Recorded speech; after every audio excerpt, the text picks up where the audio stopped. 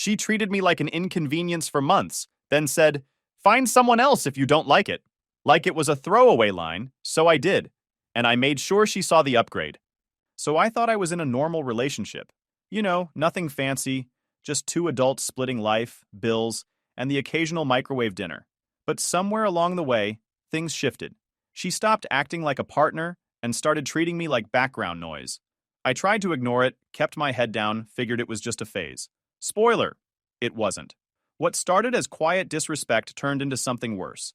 And let's just say she didn't expect me to actually take her advice when she told me to find someone else. She thought I'd roll over. Instead, I flipped the script. Quietly, surgically, and with receipts. And that was just the beginning. I, Leon, 28 male. I got a solid job, no drama in my life, at least not the kind I cause, and I know when I'm being taken for granted. But it took me longer than I want to admit to see it. To be fair, it didn't start like this. When we first got together, it was actually good. Like, real good. She used to laugh at my jokes, be down to go anywhere, talk to me like I was someone she liked being around.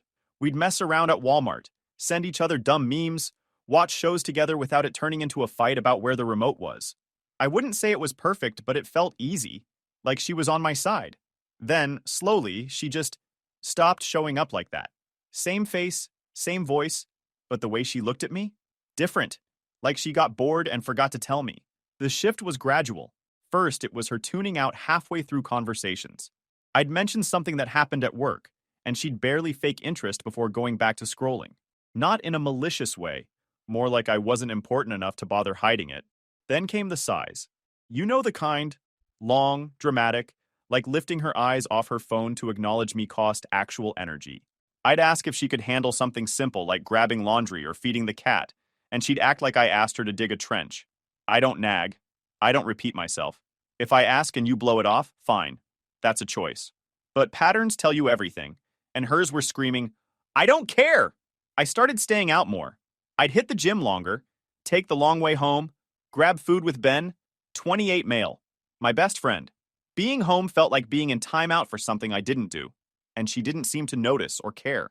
Then one weekend, Ben called me to help move this clunky old futon into storage. While we're figuring out how to wedge it down a narrow stairwell without breaking the banister, his friend Hannah shows up. She had extra straps or something. Right away, she was easy to talk to. Chill energy, sarcastic in the good way, not the Becca way. We get the thing moved, grab some fast food after, and end up sitting across from each other at the table. I find out she's looking for a place, crashing with her cousin temporarily and trying to avoid getting stuck with a weird Craigslist roommate. We talked the whole time, like actual conversation. I wasn't trying to impress her or be funny or anything, just talking. She asked questions, she listened, she even laughed a couple times. And when I mentioned having a girlfriend, she just said, "Hope she treats you right." That stuck with me. Because honestly, I couldn't remember the last time Becca even asked how my day was. I got home that night and saw her curled up on the couch, glued to her show, not even a hey. Just, "Can you not walk so loud? I'm watching this." It hit different after talking to someone normal for a few hours. Not someone blowing smoke, just someone who wasn't annoyed by my existence. That night, I laid there thinking, why am I still doing this? I didn't do the dramatic, "we need to talk" thing. That's not my style. I just mentally tapped out, started keeping to myself. I didn't push for conversation, didn't argue, didn't offer plans. She wanted to treat me like a roommate? Fine. I became the quiet one. I also started saving. I wasn't sure if I was moving out or just biding time, but something was changing. Then came the dishwasher situation. It broke. Again. And guess who had dealt with it the last 3 times? Yeah, me. So I asked her, just casually, if she could be the one to text the landlord this time. She looks up from her phone and says, "Why is this my job?" I said, "Because you live here too, unless that somehow changed." She scoffed, gave me this annoyed groan and said, "You've been so needy lately. What's your deal?" I laughed. And I don't mean nervously or sarcastically. I laughed because it was funny how blind she was. My deal is, you treat me like an inconvenience. And without missing a beat, she hit me with it. If you don't like it, find someone else. That's when it clicked. Right there. I didn't flinch, didn't raise my voice. I just looked her dead in the eye and said, "Already did." Now let me be clear. I wasn't talking about Hannah romantically, but I had found someone else to live with. Someone respectful. Someone who didn't make every sentence feel like a favor. She blinked, like she was trying to process it. Finally asked, "Wait, what?" I said, "You'll see." Walked into the bedroom, shut the door, and texted Ben. "Hannah still need a place?" Ben, "Yeah, she's been looking all week." Me, "Tell her I've got a room opening up." See, the thing about Becca was, she never thought anything would actually happen. She'd talk reckless, roll her eyes, throw out "find someone else" like it was just a mic drop, and I was supposed to nod, pay rent, and keep my mouth shut. She really thought I'd never follow through. Joke's on her. I wasn't the one leaving.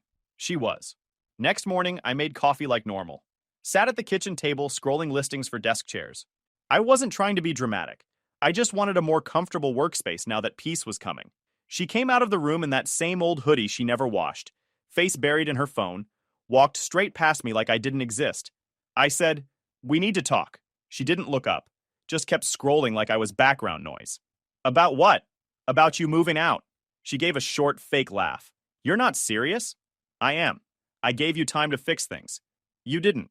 I'm not sitting in limbo waiting for you to remember how to treat someone right. This is done. We're done." Now she looked up.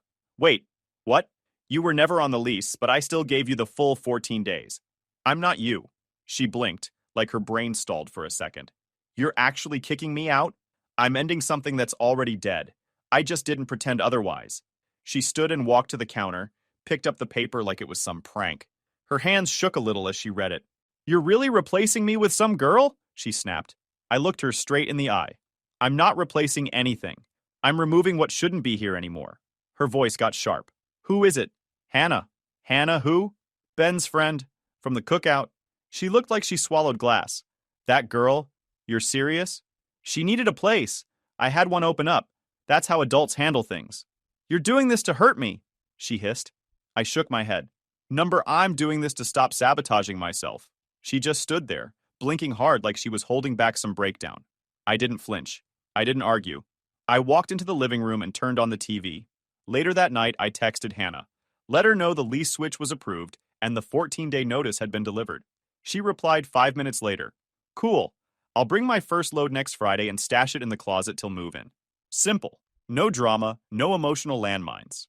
It was weird how clean and mature that felt. The next night was tense, but not the kind she expected. Becca tried the silent treatment like I'd panic and crawl back. She slammed doors, pouted around the apartment, sent pity texts to mutuals. She even fake cried in the kitchen like it was some romantic movie ending. All I said was, "You chose this the day you gave up on us." She didn't respond. She didn't need to. We both knew it was over. By the time that first Friday rolled around, Hannah pulled up in her SUV like clockwork. Didn't bring a moving crew or make a scene. Just showed up with 3 plastic bins, a couple hangers, and 1 plant. Knocked once, smiled, and said, "Hope I'm not too early." You're right on time. Becca was on the couch, fake glued to her phone, pretending Hannah didn't exist. I didn't feed into it. Hannah walked past her like she was invisible, straight to the spare room. No drama, no forced small talk, just got to work. After about 15 minutes, Becca finally snapped. "So this is her?" I didn't even look up from my laptop. "Yup. You're really doing this? While I'm still here?" "She's not bothering anyone. She's just dropping off boxes." This is disgusting, Leon. Number disrespecting someone for months, then acting shocked they're done? That's disgusting. Becca stared at me like she couldn't believe I wasn't flinching. She muttered, "You're just trying to make me jealous." I finally looked at her. Nah, that'd only work if I still cared. She stormed off into the bedroom. Hannah looked over, smirked a little, and kept unpacking. After Becca left the apartment that evening, probably to Maggie's to complain, I walked past the hallway and heard Hannah say, "Well, that went smoother than I thought." I just grinned. "We're only halfway through." And she laughed, like she already knew. So, Becca had 14 days to get her stuff out, and she spent the first 5 acting like she was still in charge of the place, walking around like she owned the walls, slamming cabinet doors like I was supposed to flinch. I didn't. She tried a few soft approaches at first, stuff she probably thought would work. One night, she ordered takeout, left an extra box on the counter with my name on it. I didn't touch it, threw it in the bin. Another night, she folded my hoodie that was on the couch and put it on my bed like we were still playing house. I didn't react. I didn't even acknowledge it. That kind of silence drives people like her insane, especially for Becca. Now she feels threatened by Hannah. On day 6, the texts started. From Maggie, of course. Maggie.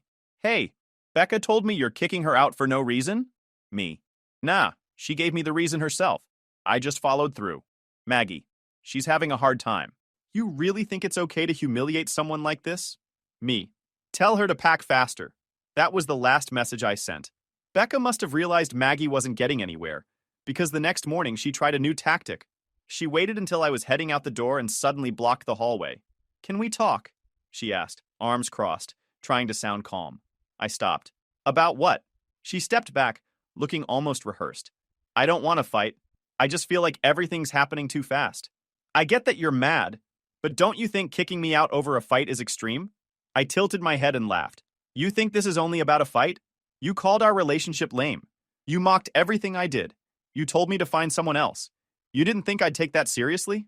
She looked at me like I was the problem. It was a figure of speech. I stepped around her and opened the door. So, I'm done. When I got back that evening, the mood had changed. She'd lit a candle.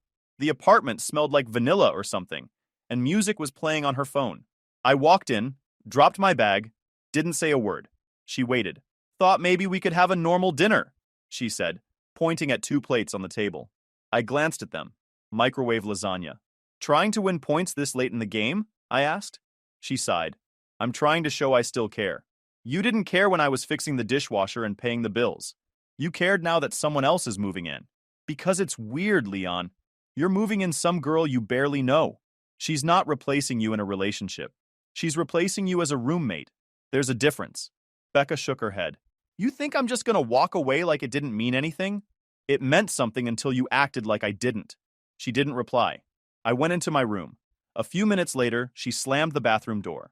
That weekend, Hannah texted asking if I'd be around for her to drop off more of her stuff. I told her to come by Sunday afternoon. Becca was out for most of the day anyway, probably at Maggie's trying to rewrite the story for sympathy. Hannah showed up with a small luggage bag and another bin. I let her in, she nodded, and got to work moving everything into the spare room without making a sound. She paused once to ask, "She's still here?" "Yep. Should I brace for impact?" I smirked. She's been quiet. She's trying the nice girl act now. Bold strategy. About 20 minutes later, Becca came home. Door opened, keys dropped, footsteps stopped. She saw Hannah standing by the hallway, holding a few hangers. There was this weird silence, long enough to be awkward. Then Becca crossed her arms and said, "You don't feel weird being part of this?" Hannah tilted her head. Part of what? This. Moving into a place where you're clearly not welcome. Hannah looked around, then at me, then back at Becca. I don't live with you. I'm moving into Leon's apartment. You just happen to still be here. Becca stepped forward. You know nothing about us. Cool. I don't care about us. I care that rent's paid on time and the bathroom stays clean. That shut her up. Hannah went back to her room and Becca turned to me. Wow, real classy. You wanted someone who wouldn't ask you to participate in life. Now you're getting what you wanted. Don't get upset just because someone else is better at it. You're bitter. No, I'm focused. She stormed off again, and this time she slammed the door harder than usual. Something in the apartment shook. I didn't even flinch. A couple hours later, I got a call from Ben. You're not going to like this, he said. Already don't. What is it? Maggie posted a thread in her private group. Claims you emotionally manipulated Becca, kicked her out so you could live with your side piece, and that you're financially abusive. I blinked. Financially abusive? How? She said you control all the bills, the lease, and access to the apartment, and that you're using it to punish her emotionally. I laughed. She lived here for free. Never once paid her half of rent. If anything, I financially spoiled her. Ben said, I know. Everyone else knows. She's just throwing stuff at the wall now. Let her. Nothing sticks when you've got receipts. And I did. I'd saved every rent receipt, every utility bill, every grocery order I paid for. If she wanted to play that game, I was ready. By the 10th day, Becca had stopped trying to win me over and started pretending like she was some innocent tenant caught in a hostile lease dispute. She walked around quiet, stayed in her room more, cleaned up after herself for once. If I didn't know better, I'd say she was trying to rebrand. She didn't say much, and I didn't ask. I had my mind on the finish line. 4 days to go. I'd already cleared it with the landlord. Lock change scheduled, keys getting swapped the morning after she was out. All I had to do was sit tight and not let her bait me. Then something weird happened. Hannah and I were eating in the kitchen. Nothing formal, just grabbing food at the same time. She mentioned something about one of her friends who works at that overpriced rooftop bar downtown. Becca had been there a few weeks back.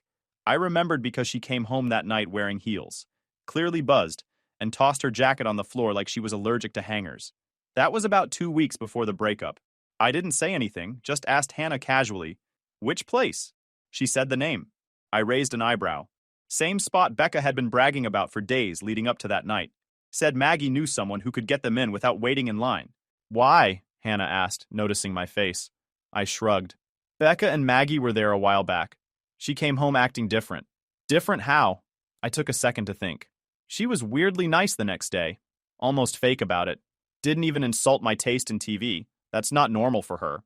Hannah smiled a little, but didn't push. Later that night, something clicked.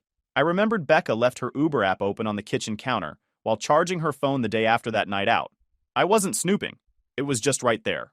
She'd left the Uber app open while it was charging. Probably forgot to close it.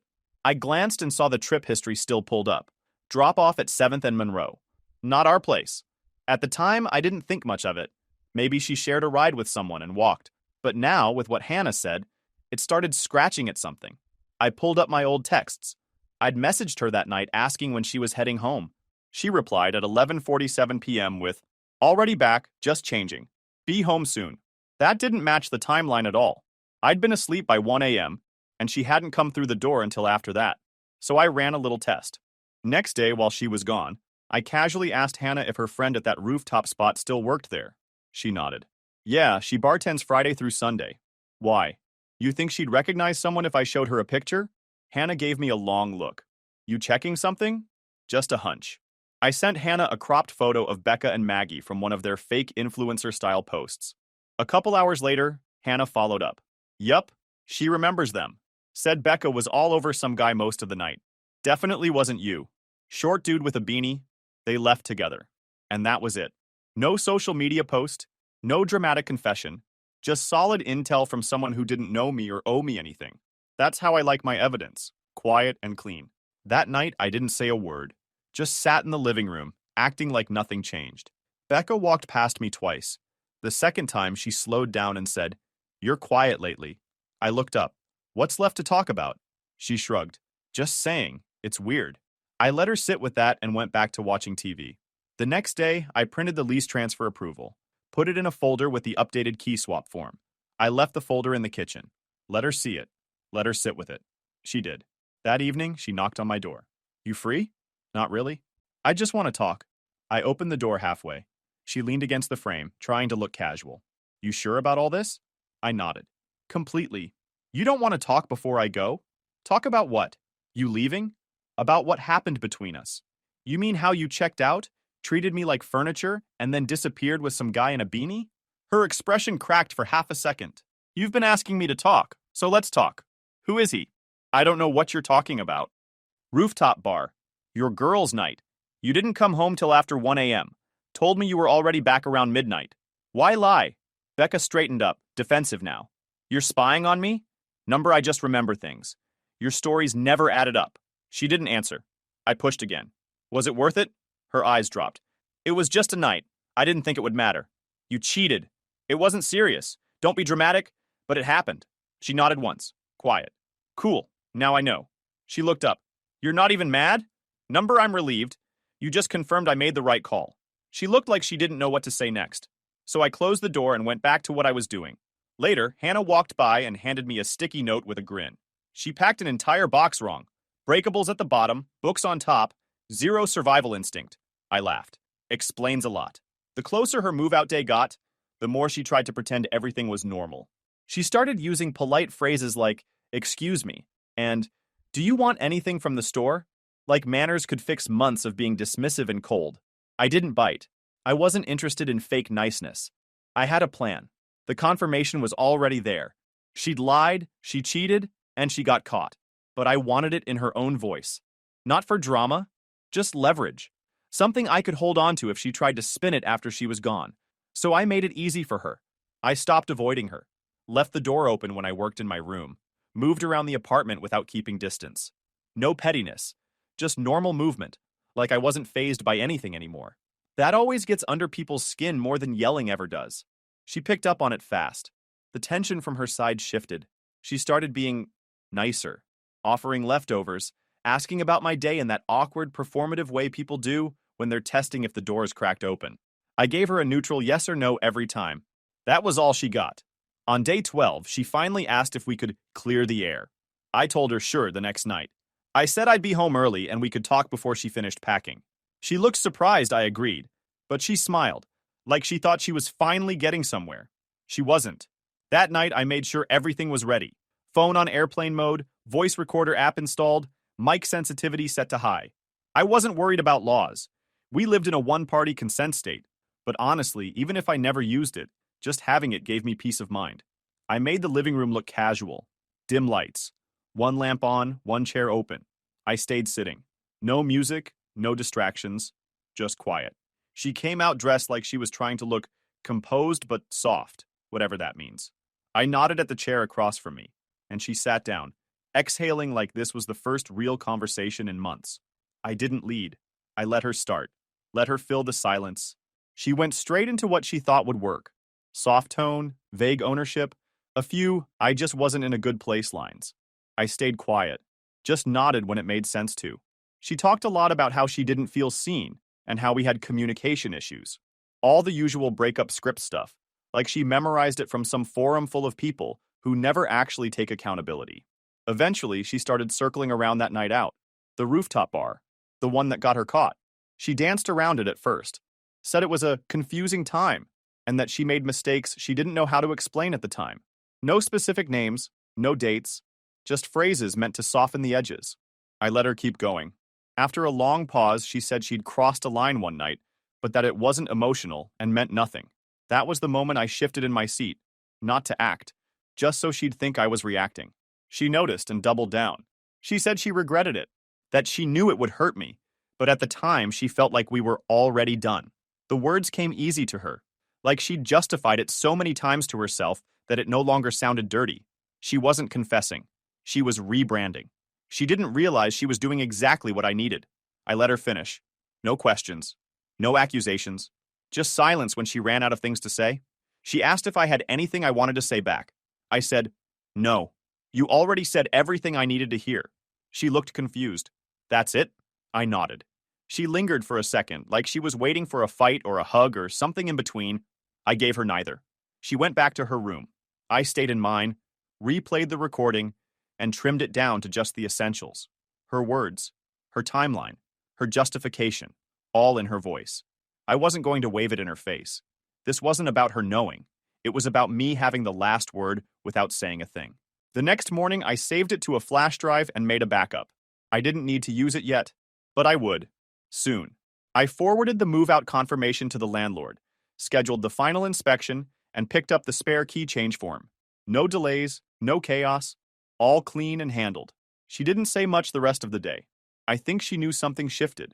Maybe not what, but the energy was different. The silence now wasn't awkward. It was final. I packed up her old towels that were still in the bathroom, set them outside her door, taped a note to the box. "Take your time. You've got one more night." She didn't respond, didn't knock. But I heard her moving around until almost 2 a.m. She left on a Thursday. Didn't even say goodbye. Just slipped out mid-morning after I left a spare key envelope on the counter, labeled return only. That was it. Door locked. Curtains open. Nothing of hers left inside except a half-used shampoo bottle and a pair of socks jammed behind the dresser. I tossed both in the trash. I wasn't interested in closure. I wanted a clean slate, and some very calculated fallout. See, I didn't just record her for kicks. I didn't plan this revenge like a movie. I planned it like a job. Boring, effective, undeniable. No rants, no social media sob stories. Just real damage where it counts. First step, leverage. Becca was part of a leadership mentorship program tied to her graduate school. She'd talk about it like it was her second job. Women in leadership, integrity in action, workplace ethics. Her whole brand revolved around being a strong, loyal woman paving the way for others. Except, she wasn't. And I had her voice confirming that. I waited 2 days, then sent an email. Not to the program's director directly, but to the compliance contact they listed for issues involving ethics violations.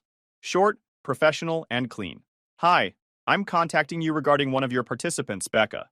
I've attached a time-stamped audio file containing an admission of dishonest conduct that may be relevant to your program's stated code of conduct. I'm not seeking further involvement, just ensuring the information reaches the right hands. Respectfully, Leon." Attached was the trimmed audio. Her own voice admitting she cheated, hid it, and lied, while still representing the program. Did I feel bad? Nah. She built her whole life on being seen as morally perfect. That's what she marketed. She played fake, so I sent the real. Within 48 hours, I got a reply. Thank you for bringing this to our attention. We are reviewing the matter internally and will follow up as necessary. Translation: she's done. The second wave came next. Becca had been spinning a narrative for months, even before the breakup, painting me as emotionally unavailable, saying I was stifling or cold.